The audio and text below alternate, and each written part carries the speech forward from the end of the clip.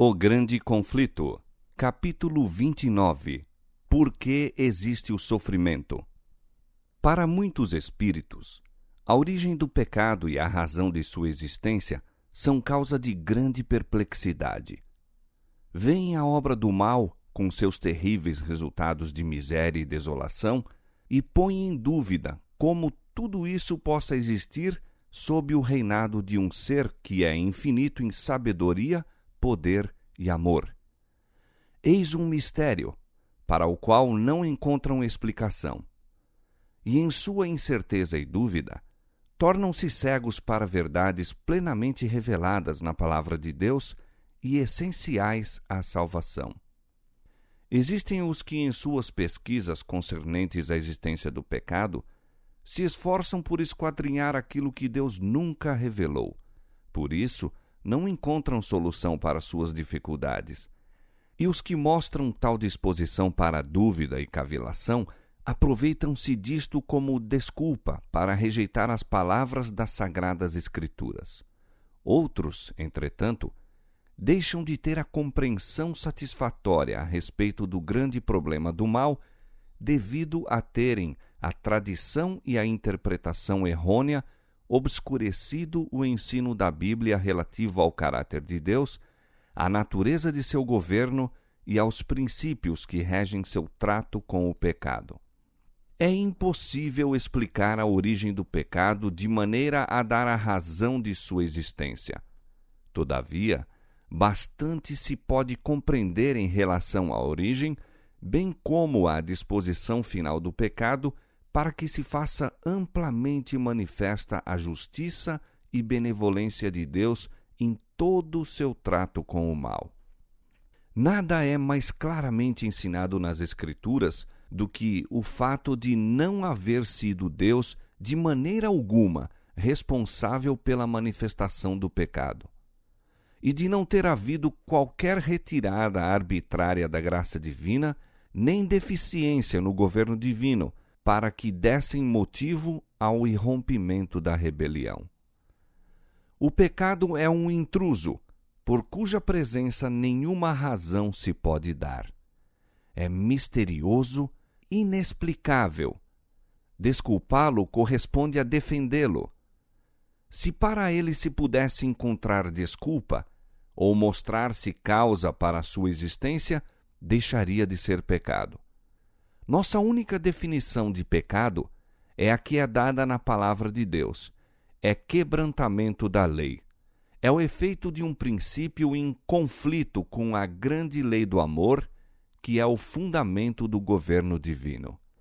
Antes da manifestação do mal, havia paz e alegria por todo o universo. Tudo estava em perfeita harmonia com a vontade do Criador. O amor a Deus era supremo. Imparcial o amor de uns para com outros.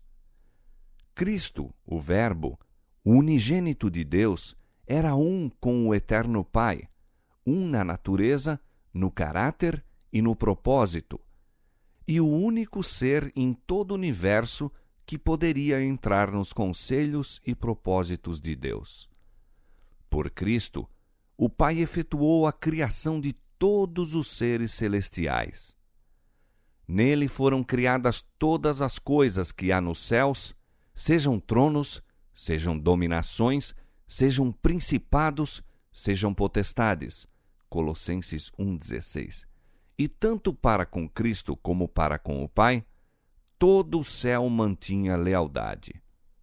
Sendo a lei do amor o fundamento do governo de Deus, a felicidade de todos os seres criados dependia de sua perfeita harmonia com seus grandes princípios de justiça. Deus deseja de todas as suas criaturas serviço de amor, homenagem que brote de uma apreciação inteligente de seu caráter. Ele não tem prazer em uma submissão forçada e a todos confere vontade livre para que possam prestar-lhe serviço voluntário. Houve, porém, um ser que preferiu perverter essa liberdade. O pecado originou-se com aquele que, abaixo de Cristo, fora o mais honrado por Deus, e o mais elevado em poder e glória entre os habitantes do céu. Antes de sua queda, Lúcifer foi o primeiro dos querubins cobridores, santo e incontaminado. Assim diz o Senhor Jeová: Tu és o aferidor da medida, cheio de sabedoria e perfeito em formosura. Estavas no Éden, jardim de Deus. Toda a pedra preciosa era tua cobertura. Tu eras querubim ungido para proteger e te estabeleci. No monte santo de Deus estavas, no meio das pedras afogueadas andavas. Perfeito eras nos teus caminhos, desde o dia em que foste criado, até que se achou iniquidade em ti. Ezequiel 28, 12 a 15. Lúcifer poderia ter permanecido no favor de Deus, ser amado e honrado por toda a hoste angélica, exercendo suas nobres faculdades, a fim de abençoar outros e glorificar o seu Criador.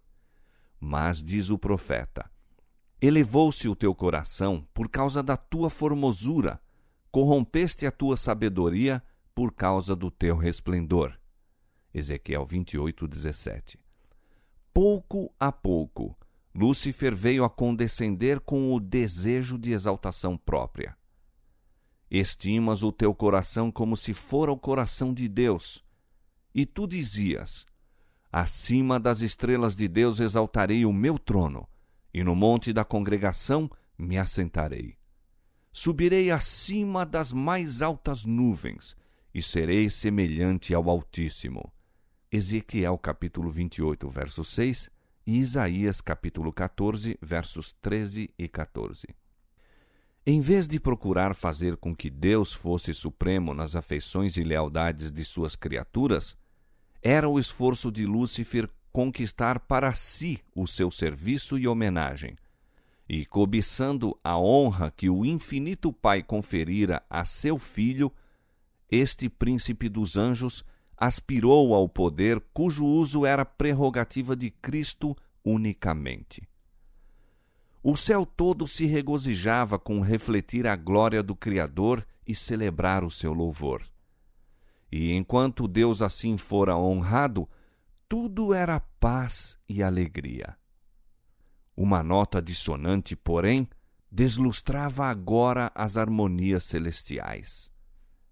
O serviço e exaltação em prol do eu, contrários ao plano do Criador, despertavam prenúncios de males nas mentes para as quais a glória de Deus era suprema. Os concílios celestiais instavam com Lúcifer. O Filho de Deus lhe apresentava a grandeza, a bondade e a justiça do Criador e a natureza sagrada e imutável de sua lei. Deus mesmo havia estabelecido a ordem do céu, e, afastando-se dela, Lúcifer desonraria a seu Criador, trazendo sobre si a ruína. Mas a advertência, feita com amor e misericórdia infinitos, unicamente suscitou o espírito de resistência. Lúcifer permitiu que prevalecesse a inveja para com Cristo e mais decidido se tornou. O orgulho de sua própria glória alimentava o desejo de supremacia. As elevadas honras conferidas a Lúcifer não eram apreciadas como um dom de Deus e não despertavam gratidão para com o Criador. Ele se gloriava em seu resplendor e exaltação e aspirava a ser igual a Deus. Era amado e reverenciado pela hoste celestial. Anjos deleitavam-se em executar suas ordens, e mais que todos eles, estava revestido de sabedoria e glória. Todavia, o Filho de Deus era o reconhecido soberano do céu, igual ao Pai em poder e autoridade. Em todos os conselhos de Deus, Cristo tomava parte, enquanto a Lúcifer não era assim permitido entrar em conhecimento dos propósitos divinos. Por que, perguntava o poderoso anjo, deveria Cristo ter a supremacia? Por que é ele desta maneira mais honrado do que Lúcifer? deixando seu lugar na presença imediata de Deus, saiu a difundir o espírito de descontentamento entre os anjos. Operando em misterioso segredo e escondendo durante algum tempo seu intuito real sob o disfarce de reverência a Deus, esforçou-se por suscitar o desgosto em relação às leis que governavam os seres celestiais, insinuando que elas impunham uma restrição desnecessária. Visto serem de natureza santa, insistia em que os anjos obedecessem aos ditames de sua própria vontade. Procurou arregimentar as simpatias em seu favor, propalando que Deus o tratara injustamente ao conferir honra suprema a Cristo. Alegava que, anelando maior poder e honra, não pretendia a exaltação própria, mas procurava conseguir liberdade para todos os habitantes do céu, a fim de, por este meio, poderem alcançar condição mais elevada de existência. Deus, em sua grande misericórdia, suportou longamente a Satanás. Este não foi imediatamente degradado de sua posição elevada, quando a princípio condescendeu com o espírito de descontentamento, nem mesmo quando começou a apresentar suas falsas pretensões diante dos anjos fiéis. Muito tempo foi ele conservado no céu. Reiteradas vezes lhe foi oferecido o perdão, sob a condição de que se arrependesse e submetesse. Esforços que apenas o amor e a sabedoria infinitos poderiam conceber, foram feitos a fim de convencê-lo de seu erro. O espírito de dissabor nunca dantes fora conhecido no céu. O próprio Lúcifer não via, a princípio, para onde estava a encaminhar-se. Não compreendia a verdadeira natureza de seus sentimentos. Mas, sendo-lhe demonstrado que seu descontentamento era sem causa, convenceu-se Lúcifer de que estava em erro, de que as reivindicações divinas eram justas e de que as deveria reconhecer como tais perante todo o céu. Houvesse ele feito isto, e poderia haver salvo a si mesmo e a muitos anjos. Por esse tempo não havia ainda renunciado completamente à sua fidelidade para com Deus. Posto que houvesse perdido a posição de querubim cobridor, teria sido reintegrado em seu mistério, caso houvesse desejado voltar a Deus, reconhecendo a sabedoria do Criador e estivesse satisfeito por preencher o lugar a ele designado no grande plano de Deus. Mas o orgulho o impediu de submeter-se. Persistentemente defendeu seu próprio caminho, sustentando que não havia necessidade de arrependimento, e entregou-se por completo ao grande conflito contra seu Criador.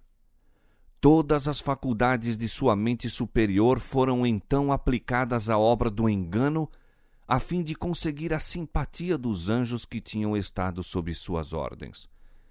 Mesmo o fato de que Cristo o advertira e aconselhara, foi pervertido de maneira a servir a seus desígnios traidores. Há aqueles cuja afetuosa confiança mais íntima os ligava a ele, Satanás simulou haver sido julgado mal, que sua posição não fora respeitada e que se queria cercear-lhe a liberdade. Da falsa interpretação das palavras de Cristo, passou à prevaricação e à falsidade direta, acusando o Filho de Deus de intentar humilhá-lo perante os habitantes do céu. Procurou também criar uma falsa situação entre ele próprio e os anjos fiéis. A todos quantos não pôde subverter e levar completamente para seu lado, acusou-os de indiferença aos interesses dos seres celestiais. A mesma obra que ele próprio estava a fazer, atribuiu-a aos que permaneciam fiéis a Deus. E com o fim de sustentar sua acusação de injustiça por parte de Deus para com ele, recorreu à falsa interpretação das palavras e atos do Criador. Era sua tática tornar perplexos os anjos pelos capciosos argumentos